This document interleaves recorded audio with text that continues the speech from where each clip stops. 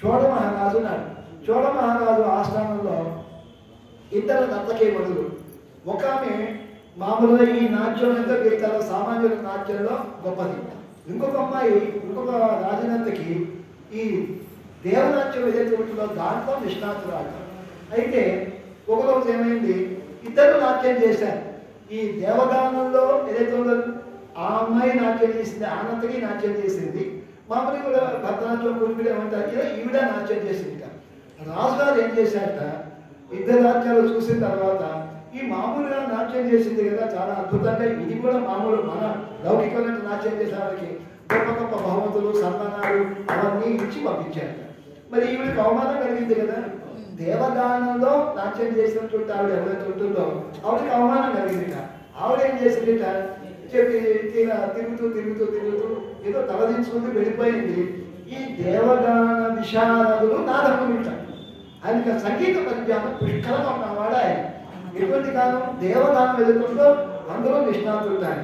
అయితే తీరు చూస్తే ఈ కార్తమన్నారు రాజగోపాల స్వామి సన్నిధిలో ఈ ఎవరైతే ఉన్నారో నాదములు ఆయన దగ్గరికి వెళ్ళినప్పుడు అక్కడ చక్కగా అక్కడ చూసినప్పుడు ఈయన అందులో నిష్ణాతులు అని కనిపెట్టింట. అప్పుడు వెంటనే రాజుగారి దగ్గరికి వెళ్ళింట. వెళ్ళి దేవగానం అంటే మీకు అందరికీ తెలియదు, ఆ తెలిసినటువంటి మహానుభావులు ఆయన ఉన్నారు, ఆయనకి తెలుసు దేవగానం అంటే ఏమిటో అంటే ఆ మహానుభావుని రప్పించండి అన్నారు. ఆయన రప్పించండి. రప్పించిన తర్వాత అప్పుడు మళ్ళీ నాట్య ప్రదర్శన పెట్టినప్పుడు ఈరోజు దేవగానం దీంట్లో ఈ ప్రక్రియలో నాట్యం చేసి ఎవరైతుందో ఈవిడ ఉత్తములని చెప్పి సర్టిఫికేట్ ఇచ్చారు. నా వీళ్ళు సంకోచం లేదు, ఎవరైనా అనుకుంటారేమో చేశారు. ఎలా గుర్తుపట్టారు, మీరు ఎలా గుర్తుపట్టారంటే అడిగితేట తాళాలు ఉంటాయి, ఇంకా మనం వాయించే తాళాలు ఉంటాయి, బరువులు ఉంటాయి, వాటికి వెయిట్ ఉంటుంది. దాన్ని అనేది తెప్పించారు. తెప్పించిన తర్వాత ఆ బరువులను కూడా వాళ్ళు నోట్ చేస్తున్నారు. ఎవరు ఆ రాజుగారి ఆస్థానంలో ఉండేవాళ్ళు. వీళ్ళు చెప్పండి, మీరు మోగించండి నేను చెప్తాను అంటే ఎప్పుడైతే వీళ్ళు దాన్ని ఆ తాళాలు మోగించారో ఇవి ఇంత బరువు అని చెప్పని స్పష్టంగా చెప్పాట నాదములు. అంటే నానాదాయి అంటే ఏ విధంగా మనకి ఎవరైనా అనుకుంటారో ఏ విధంగా అలాంటి లేకుండా చాలా చెప్పినటువంటి మహానుభావుడు ఆయన నాదములు. అది నాదములు కూడా ఈ పరశురాముకి చెప్పబెట్టాలి. ఆయన ఆచార్య పూర్వాచార్యుల్లో అగ్రేసరులు ఆయన. నానాదాయి నా ఉదయాయ్. నా ఉదయం అంటే భగవంతుడికి సంబంధించిన విషయం లోపల ఏదైనా చెప్పడానికి సిగ్గు పడినటువంటి వాళ్ళు ఎవరైతున్నారో అటువంటి వాళ్ళు మహానుభావులు చెప్పారండి పరశురామ అంట. సిగ్గు లేకపోవడం ఇక్కడేమో పడుకు నిద్రపోతుంది కాబట్టి సిగ్గులేంటని చెప్పి నీవు అన్నారు. కానీ భగవంతుడు చెప్పాల్సి వచ్చినప్పుడు సిగ్గు పడగలుగుట తత్వావిష్కరణ లోపల ఏమోనండి వాడి పాపాలు వాడిపోతారండి మాకు ఎందుకండి అంటే లేదు మా ఇది మేము చూసుకుంటామండి. పొలపాత్ర కూడా ఉండకూడదు. ఎవరైనా కనుక మీ ధర్మాన్ని కానీ మీ సాంప్రదాయాన్ని కానీ ఎవరైనా కనుక అవమానించే పరిస్థితి ఏదైనా మాట్లాడితే మీరు ఎదురండి వాడి పాపాలు వాడి పాపాలు వాడిపోదు, ఆ పాపం మీకు వస్తుంది. మీరేంటంటే తప్పగా దాన్ని అక్కడ ఆయన తప్పది నువ్వు చెప్పేది అభిప్రాయం తప్పు, మంచిగా చెప్పండి. ఇదేం చెప్పి మీరు చెప్పాలి దాని తప్ప. అది సత్యావిష్కరణ అంటే దాంట్లో శిక్షణ ఏదైనా పడకూడదు. ఎవరన్నా వచ్చి మన కన్న తల్లి లాంటిది మన సాంప్రదాయం ఎదుగుతుందో మన సనాతన ధర్మం ఎదుగుతుందో దాన్ని ఎవరన్నా వచ్చి ఏదన్నా కనుక పరిమాణ మాటలు అంటుంటే ఏమి దీని గురించి తెలుసుకోకుండా వాళ్ళు మాట్లాడుతూ ఉంటే మీరు సహిస్తారా? సహించకూడదు. అది నానాదాయి నా ఉదయ సత్యాన్ని అక్కడ మీరు ఆవిష్కరించాలి అని చెప్పారు. ఇంకో చిన్న ఉదాహరణ మనం కనుక లోపల కనుక వెళ్ళినట్టయితే ఈ శ్రీరామాయణ లోపల రామలక్ష్మణుడు అరణ్యానికి వెళ్ళారు. వెళ్ళిన తర్వాత మంచి పొడవాటి కత్తులు, తర్వాత ఇంకోటి మంచి ధనుర్బాణాలు, మంచి శోభయం దండకారణ్యం అని చెప్పాలంటారు వాల్మీకి భగవాన్. అంటే దండకారణ్యం అంతా ఆ దండకారణ్యం ప్రకాశిస్తూ ఉంటుంది, వీళ్ళు పెరుగుతుంది. ఇది వీడు చూశారు కోతురాజు, వీడెవడు సుగ్రీవుడు. వీడు చూసి ఇంత తప్పుడు కత్తులు ఇంత ధనుర్బాణాలు వీడు వచ్చారు అంటే మా అన్నయ్య వాడి పంపించుంటాను చదివేనని అని చెప్పి ఏం చేశారంట, బాధపడుతున్నట్ట కూర్చోబెట్టి ఎగిరెగిరి పడుతున్నట్ట. ఏమయ్యా ఎందుకు ఇలా ఉన్నావు రాజా అని ఎప్పుడు అడిగాడు మన ఆంజనేయ స్వామి. రమేశ్వరికి చూడు ఎందుకు భయపడతారు, భయానికి ఒక కారణం ఉంటుంది కదా. ఇదిగో వచ్చారు వాళ్ళు ఎవరో వచ్చారు ఇద్దరు, మన వాళ్ళు చెప్పారు, ఆ గూఢచారులు చెప్పారు ఇది ఇలా వచ్చిన వాళ్ళు ఎవరో పలానా వాళ్ళు నా కప్పులు అవి ధరించి వచ్చారని చెప్పారు. మరి వాడు మా అన్నయ్య పంపించుంటాడని చెప్పి నా అనుమానం. అంటే నువ్వు ఎందుకు అనుమానం పడుతున్నావు అని చెప్పండి. సరే సేఫ్ ప్లేస్కి వెళ్ళిపోయారు. సేఫ్ జోన్ అంటారు కదా, అదేంటే మతకమ్మం అనే ఆశ్రమం ఏదైతే ఉందో అది సేఫ్ జోన్. దాని మీద ఒక గుహ, ఆ గుహలో 4 వానరులతో పాటు ఈ సుగ్రీవుడు చెప్తాడు, ఇక్కడ ఎవరు రాదు కలిగి ఇప్పుడు విషయం చెప్పు అంటాడు. అంటే నువ్వు పని చేయాలి, వెళ్ళి వాళ్ళు ఎవరో కనుక్కో, వాళ్ళు మనకు అనుకూలుగా లేదా వారికి అనుకూలుగా అనే వారికి అది కనుక్కురా అని చెప్పి పంపించాడు. ఇక్కడ వస్తుంది నా నాదాయ నా ఉదయాయ. అప్పుడు ఆంజనేయ స్వామి బయలుదేరాడు. బయలుదేరి ఏం చేశారంటే ఈయన భిక్షుడు అంటే ఉంటారు కదా, సన్యాస వేషంలో ఈయన బయలుదేరి వెళ్ళాట. ఆంజనేయ స్వామి సన్యాస వేషంలో బయలుదేరి వెళ్ళాట, భిక్షు రూపం దాంతో ధరించి వెళ్ళాడు. వెళ్ళిన తర్వాత వీళ్ళని చూశాడు, రామలక్ష్మణుడు ఇద్దరిని కూడా చూశాడు. కేవలం ఆయుధాలు ధరించి మాత్రమే కాదు సుమా, వాళ్ళు సాక్షాత్ ఏంటంటే దేవలోకం నుంచి ఇక్కడ అవతరించారా అన్నట్టుగా ఉన్నారు. విధంగానే వెంటనే అడిగారు, మీరు ఎక్కడి నుంచి వచ్చారు, అసలు మీరు కేవలం చూస్తే మీ రాజలక్షణాలన్నీ కూడా మీలో ఉన్నాయి, రాజలక్షణాలన్నీ మీలో ఉన్నాయి. దానికంటే ముఖ్యంగా మీ రాజు కంటే కూడా అసలు మీరున్న ఆభరణాలు ఎందుకు వదిలేసి వచ్చావు స్వామి అని ఒక మాట్లాడతారు. సర్వభూషణ భూషాలకి మధ్యమ విభూషిత అంటాడు ఆంజనేయ స్వామి. అంటే ఏంటి, ఆభరణాలకే మీరు అలంకారం తెచ్చేటువంటి వాడు మహానుభావులే, ఆభరణాలన్నీ కూడా ఎందుకు వదిలేసి వచ్చారు అనేటువంటి ఒక మాట అడుగుతారు. అంటే ఏంటి, ఆభరణాలు అంటే ఏంటి, భగవంతుడికి ఏముంటాయి, శంఖ చక్రాలు కానీ ఇవన్నీ కూడా చిహ్నాలు ఉంటాయి, వాటి గుర్తులున్న వాళ్ళకు ఉంటాయి. దీంట్లో ఈ గుర్తులు ఉన్నప్పుడు సాక్షాత్ నిన్ను చూస్తే నువ్వు పరంధాముడైనటువంటి శ్రీమన్నారాయణ గారికి కనిపిస్తున్నావు, ఇవన్నీ తీసేసి ఎందుకు వచ్చావు అది ఇంకేదో కొంచెం పైగా మాట్లాడబోయాక ఆంజనేయ స్వామి మాట్లాడబోయేసరికి ఏం చేశాక, ఈయన చాలా చక్కగా మాట్లాడతాడు, ఈయన వేద పండితుడు, వ్యాకరణ శాస్త్రం సంపూర్ణంగా చదువుకున్నవాడు. ఆంజనేయ స్వామికి ఒక టైటిల్ ఉంది, నవవ్యాకరణ పండితుడు అని చెప్పని స్వామికి టైటిల్. కాబట్టి ఇటువంటి వాడు అని చెప్పని ఏం చెప్తూ ఇది ఒకటి అంటే ఏంటి, రెండు రకాలు ఉంటుంది. వాడిలో ఏ లక్షణాలు లేకపోయినప్పటికీ కూడా నువ్వు ఇంద్రుడివి చంద్రుడివి గొప్ప అన్నటువంటి అది మనకు వినాశం. కానీ నిజంగా కనుక పొగడటానికి ఇక మాకు అంతకంటే మాటలు లేవు అని చెప్పని పొగడదగిన వాడు ఎవరు అంటే భగవంతుడే. భగవంతుడు చెందిన వాళ్ళు ఎవరైతే ఉంటారు ఆ మహానుభావుడే. అలాంటి వాళ్ళు అగ్రగణ్యులు ఎవరు మనకి ఆంజనేయ స్వామి చెప్పారు. నాయన లక్ష్మణ, ఈ వచ్చిన వాడు ఎవరు కానీ చాలా గొప్పవాడుగా వచ్చినవాడు. ఇటువంటి వాడు ఎలా ఉన్నాడంటే ఇతను నా ఋగ్వేద వినీతస్య నా యజుర్వేద ధారిణ నా సామవేద విదుష శక్యమేవం ప్రభాషితం. ఈ విధంగా మాట్లాడటం సాధ్యం కాదన్నమాట. ఎవరికి సాధ్యం కాదు అంటే నా ఋగ్వేద వినీతస్య, ఋగ్వేదాన్ని సంపూర్ణంగా అధ్యయనం చేయనివాడు ఇవో ఈ విధంగా మాట్లాడడానికి చేశాడు అని చెప్పాను.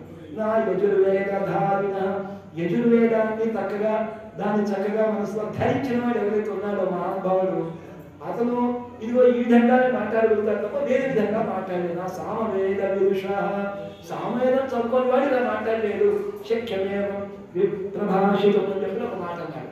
చెప్పి ఇంకో మాట ఉన్నాడు, నూనం వ్యాకరణం కృష్ణం అనేన బహుదాశ్రుతం. నూనం వ్యాకరణం కృష్ణం అనేన బహుదాశ్రుతం అంటే ఏంటి, ఒక్క వ్యాకరణ లోపం లేదా ఇది మాట్లాడే దాంట్లో కదా అంత సంరక్షణగా మంచిగా మాట్లాడుతున్నారు. వ్యాకరణం కృష్ణం అనేన బహుదాశ్రుతం అంటే ఏంటి, ఏదో వాళ్ళు తత్వం చెప్పేవాడు కాదు, పెద్దల తండ్రి దగ్గర కూడా చక్కగా సేవించినటువంటి మహానుభావుడు ఈయన. అనేక బహుదాశ్రుతం. తర్వాత ఇంకోటి ఏంటి, బహువ్యాహరతానేన నా కించిత్ అపశబ్దితం. పొరపాటున కూడా ఒక్క మాట కూడా తప్పు మాట మాట్లాడలేదా. ఇటువంటి వాడు కనుక ఏ రాజు దగ్గర కనుక చక్కగా ఒక దూత కింద ఉంటాడో అంటే ఇక్కడే బియ్యం వేశాడు స్వామి, దూత కింద ఉంటాడో అటువంటి వారికి ఏ కార్యాలు సిద్ధించబోతారు రామచంద్రుడు. అంటే నానాదాయ్ నావుడయాయ్ అంటే అండి ఆంజనేయ స్వామి ఏ సంకోచపడలేదు. ఇక్కడ వచ్చిన వాడు రామచంద్రుడు ఏమన్నా అనుకుంటాడేమో, లక్ష్మణుడు ఏమన్నా అనుకుంటాడేమో, ఎవరితో మీరు ఏది కొంచెం మేము అడిగామనుకోండి, ఏది పలాంటి మేము అడగకూడదండి,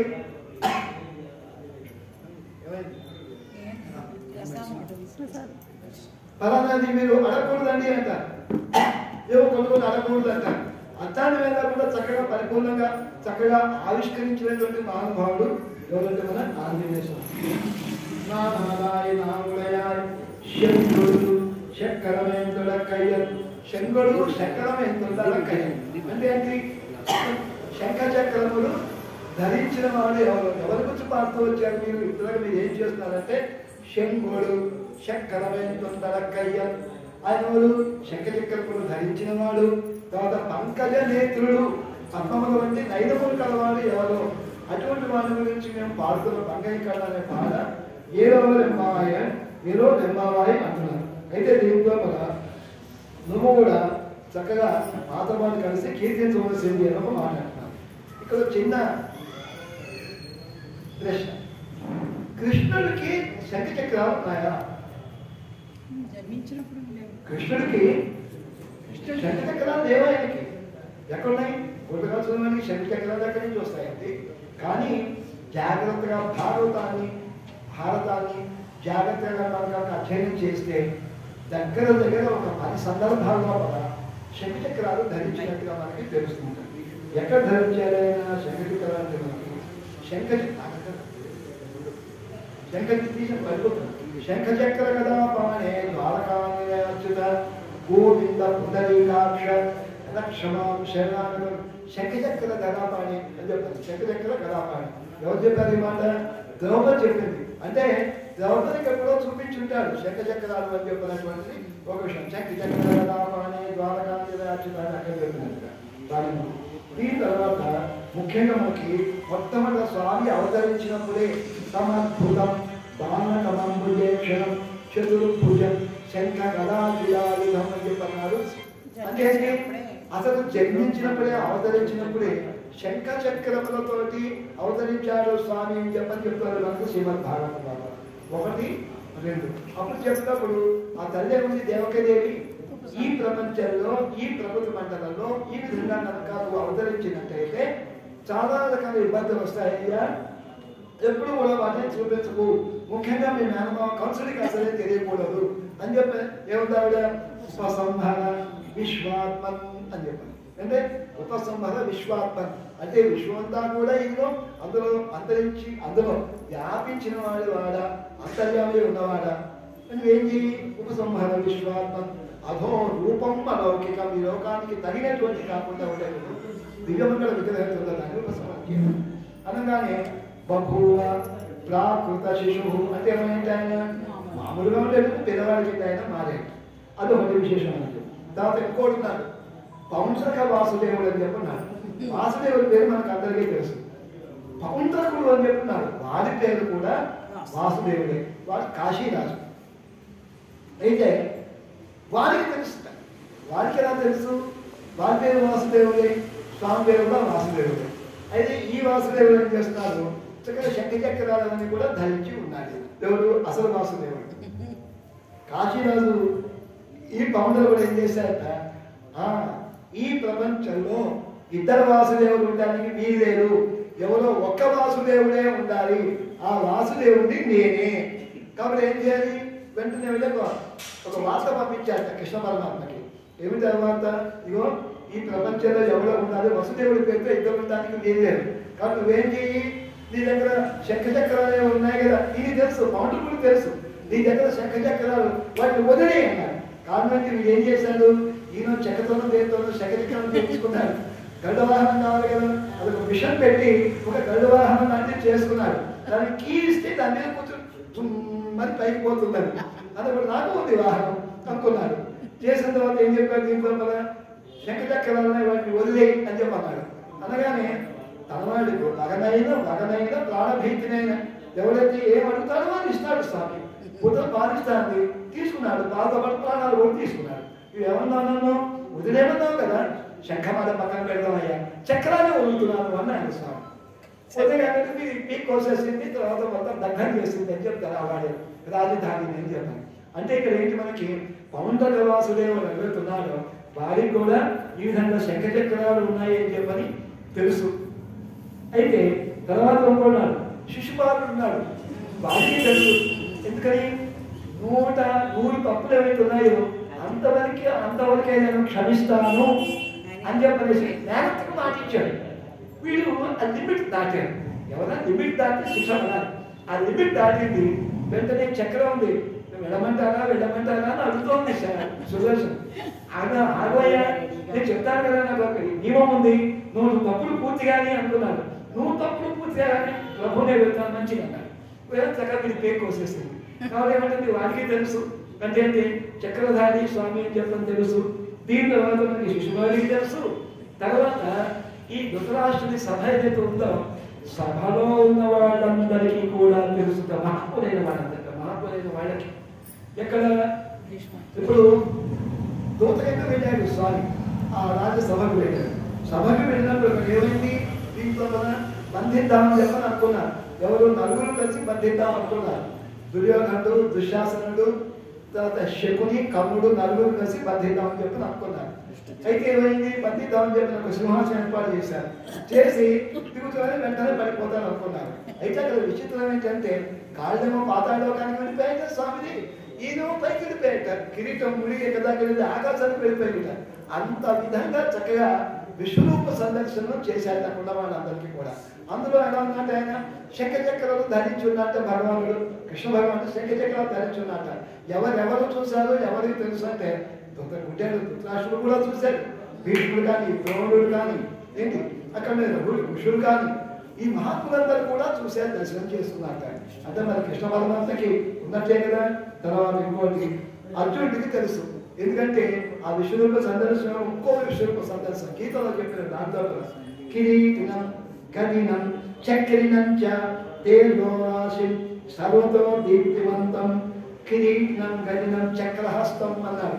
అంటే చక్రాలు ధరించిన సంగతి చక్రం శంఖం ధరించిన సంగతి అర్జునుడు కూడా తెలుసుకుంటాడు. సరే బాగా ఉంది. దీని తర్వాత రుక్మిణి దేవి ఉంది.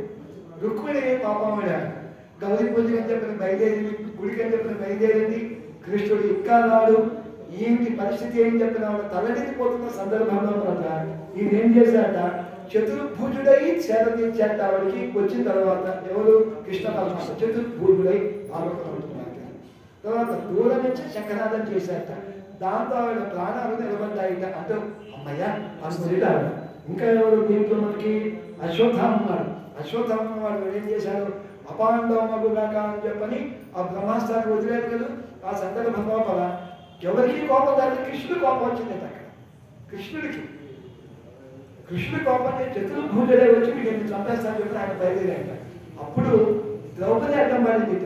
కానీ మీ గురువారి కుమార్తె అయ్యా ఎలాగో పోయినవాడు పోయాడు ఎలాగో రాడు కానీ గురుపుత్రులనే చంపానటువంటి ఆ చెడ్డ పేరు నీకెందుకు అయ్యా విప్లవ కాబట్టి క్షమించి ఉదయమని చెప్పింది.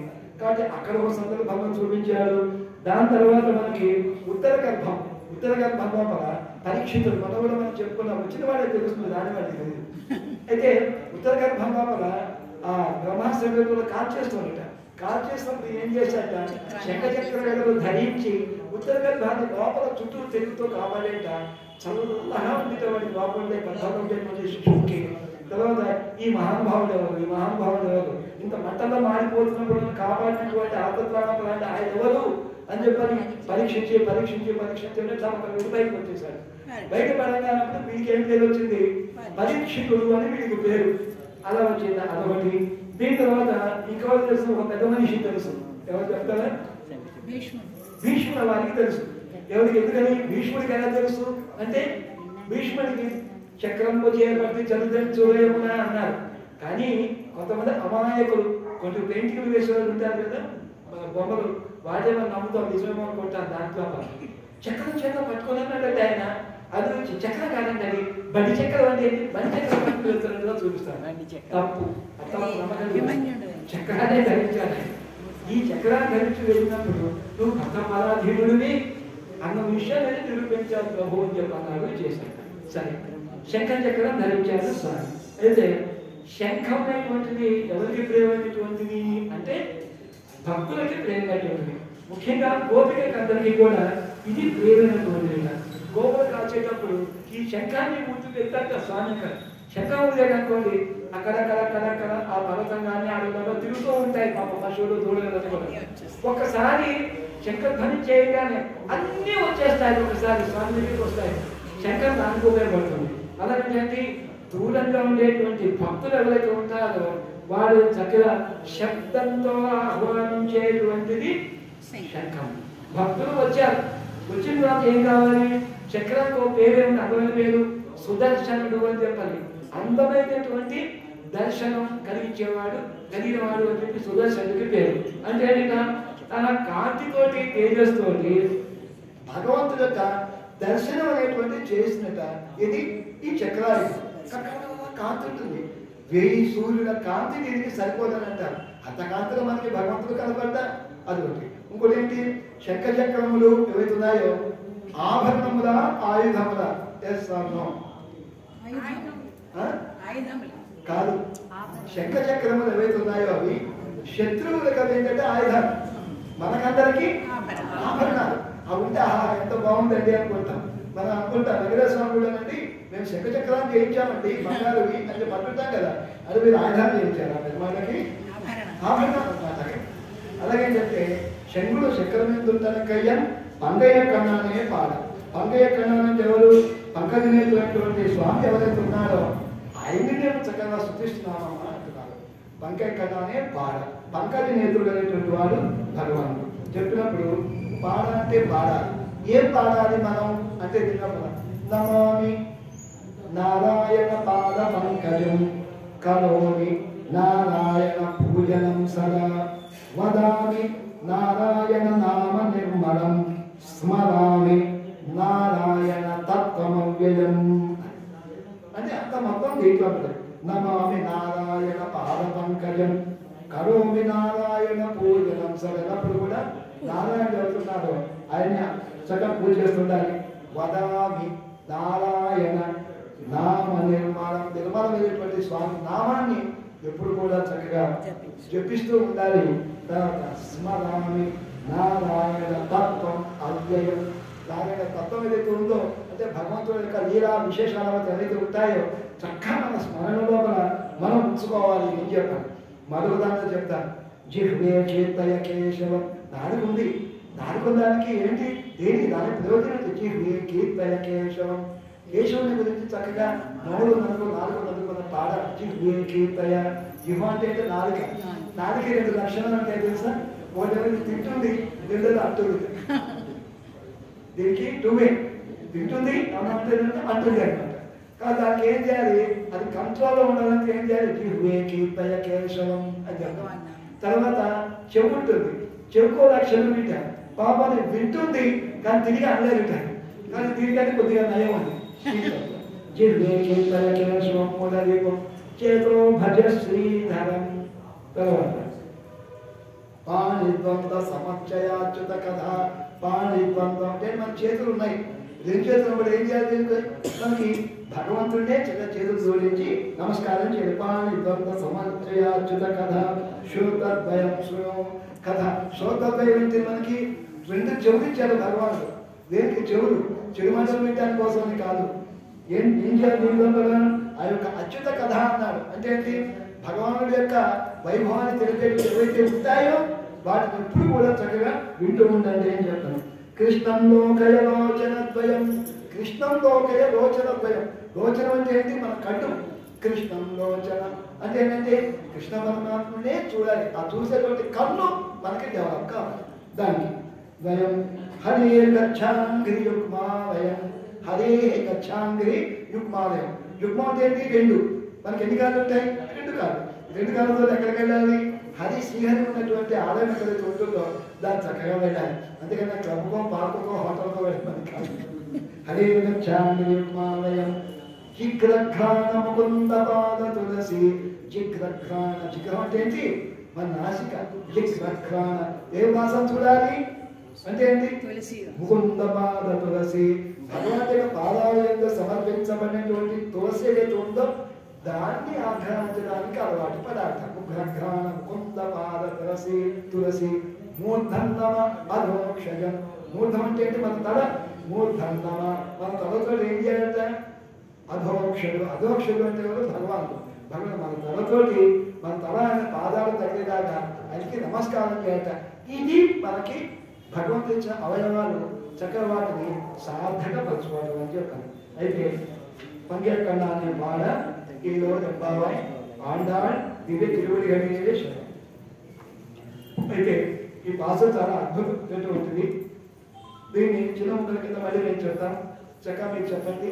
ఉంగై புழக்கடை புழக்கடை தோட்டத்து தோட்டத்து வாவில் வாவில் செங்கடுநீர் செங்கல் நீர் வாய் வாய் நெகிழ்ந்து நெகிழ்ந்து ஆம்பல் ஆம்பல் வாய் வாய் பூம்பினகால் பூம்பினகால் செங்கல் செங்கல் பொடி பொடி கூரை கூரை வெண்பல் வெண்பல் தவத்தவ தவத்தவ தங்கள் தங்கள் திருக்கோயில் திருக்கோயில் செங்கிடுவார் செங்கிடுவார் போகின்றார் போகின்றார் எங்களை எங்களை முன்னம் முன்னம் எழுப்புவார் எழுப்புவார் வாய் பேசும் நங்காய் எழுந்திராய் எழுந்திராய் நானாதாய் நானாதாய் நாவுடையாய் நாவுடையாய் செங்கொடு செங்கொடு செக்கர செக்கர ஏந்தும்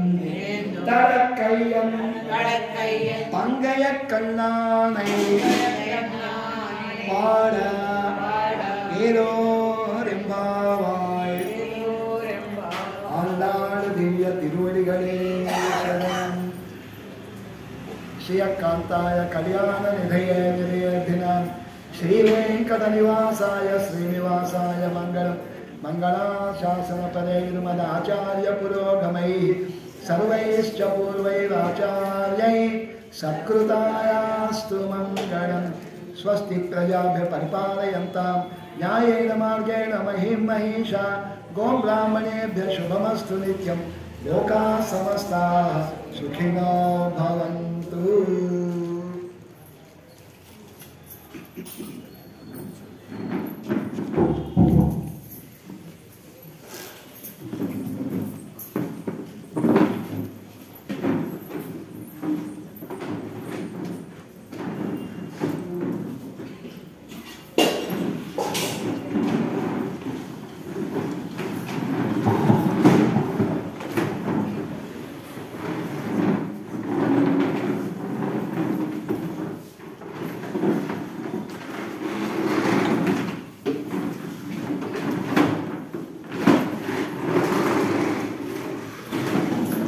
మహాశయుడు ఇంతవరకు మనం 14 పాసురాలు పూర్తి చేసుకున్నాం. రేపు 15వ పాసురం అనగా 10వ అదే ఆళ్వార్ని నిద్ర నుండి లేపి ఈ కార్యక్రమం పూర్తవుతుంది. ఎందుకంటే వాళ్ళకి కావాల్సినటువంటి వాళ్ళని చేర్చుకోవడం అనేటువంటి కార్యక్రమం పూర్తవుతుంది. మరునాటి నుంచి మనకి అసలు వ్రతం అనేటువంటిది ప్రారంభం అవుతుంది. కాబట్టి భక్తులందరూ కూడా మరి దాన్ని సద్వినియోగం చేసుకోండి. ఓ రోజు కంటే ఓ రోజు చలి పెరుగుతుంది, అలాగే మనుషులు తగ్గుతున్నారు. అది కొంచెం అంటే మనం ఎవరిని కూడా కట్టుకుని వచ్చి కూర్చోండి అని చెప్పే పరిస్థితి కాదు. ఇది వాళ్ళంతటా వాళ్ళంతా వాళ్ళకి ఇంట్రెస్ట్ కావాలి, దాన్ని సద్వినియోగం చేసుకోండి అని చెప్పేసి భక్తులకు తెలియజేస్తున్నాం. మీతో పాటు చుట్టుపక్కల వారికి అలాగే మీ బంధువులకి చెప్పి ఇక్కడ ఉన్నట్టయితే వారు కూడా పాల్గొనేట్టుగా మీరందరూ కూడా సహకరించవలసిందిగా కోరుతున్నాం. వేగా పాంప్లెట్ పంచిపెట్టాం. 6 రూపాయలు పాంప్లెట్ ఖరీదు, 6 రూపాయలు ఖరీదు. ప్రతి పాంప్లెట్ బయటికి వెళ్ళేది. అది ఎక్కడికి వెళ్ళించాను నాకు కూడా తెలియదు, ఎందుకంటే నేను పేపర్లో పెట్టించాను. ఇక్కడ వచ్చిన వాళ్ళకి ఇస్తున్నాను. ఎందుకంటే నేను చేయగలిగింది ఏమీ లేదు. మీ అందరి యొక్క అందరూ కూడా సద్వినియోగం చేసుకుంటారనేటువంటి ఆలోచన. అయితే ఈ దేవాలయంలో ప్రారంభంలో చాలా స్లోగా ఉంటుంది, తర్వాత ఆఖరి రోజు వచ్చేటప్పటికి చాలా మరి అయిపోతుందా అనేటువంటి భావంతో పరిగెత్తుకు వస్తారో ఏమిటో నాకు అర్థం కాదు. ఆ రోజు దీని యొక్క ప్రభావం వెళ్తుంది అనేటువంటి అప్పుడు. అయితే ఈ లోపల అక్కడ కార్యక్రమం అయిపోతుంది. ఇది కాకుండా అందరూ కూడా సద్వినియోగం చేసుకోండి అని చెప్పేసి కోరుతూ మరి హారతిస్తున్నారు. మీకు అందరికీ ఒక చిన్న విజ్ఞప్తి, ఎవరైనా తులసి దళాలు ఏమైనా కొంచెం తీసులాగా ఉంటే కొంచెం ప్లాస్టిక్ కవర్ అవుతుంది, ఎవరైనా తులసి దళాలు తీసుకుని ఎందుకంటే చెట్టు నిండిపోయింది, ఒకటి లేదు. అది లేకుండా మనం ఆరాధన చేయడానికి అనేది మీరు ఉంటుంది. ఎవరైనా దగ్గర ఉన్నట్టుంటే దళ ఉప్పు కాదు ఉంటే దళ ఉంటుంది, తీసుకొచ్చి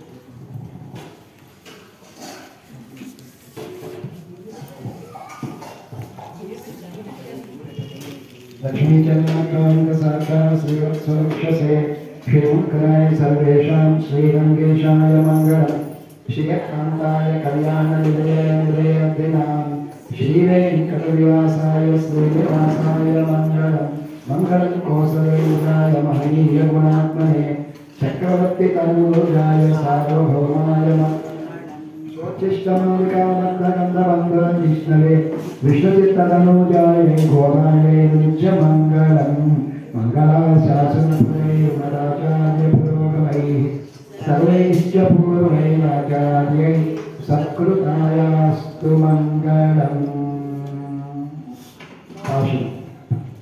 உங்கள் புறக்கடை பவத்தத்துவாவில் செங்கடமேவாய் நிகழ்ந்து அமர்வாய் கோம்பினகான் செங்கல் பொறிக்கூடே வெண்பல் தவத்தவர் தங்கள் திருக்கோயில் செங்கிடுவான் போகின்றார் எங்களை முன்னமிடும் புகாரதாய் பேசும் நங்காய் எழுந்திராய் நானாதாய் நாவுரையாய் செங்குல் சக்கரமேங்கும் தர கையன் பங்கைய கண்ணாய் பாடினோரெம்பாவாய் ஆண்டாள் திவ்ய திருவடிகளே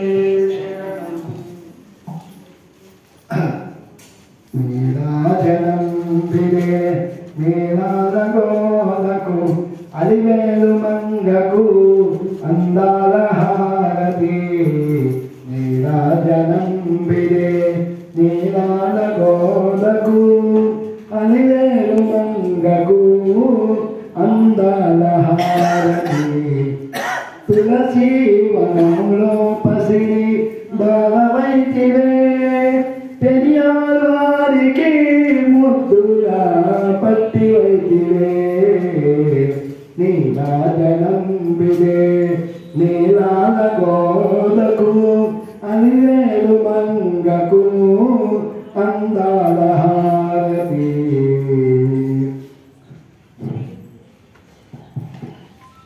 శ్రీకృష్ణ స్వామిని వలచి వరించి నీవే వ్రతమాచరించిన ఆండాడు నీవే నీరాజనంబిదే నీలాల గోదకు అలివేలు మంగకు అందాల హారతి ముప్పది పాశురముల ముత్యాల రాశి వైతివే శ్రీరంగనాథుని పట్టపు రాణి వైతివే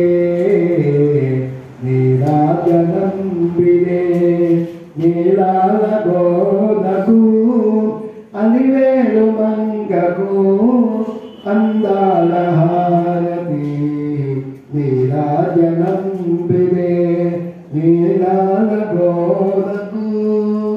ఇది రాత్రి కూర్చొని రాసేది పాట. మీకు నచ్చినట్టయితే పాల్గొంటామంటే మీకు ఇస్తాను కాదు. ఇవ్వండి.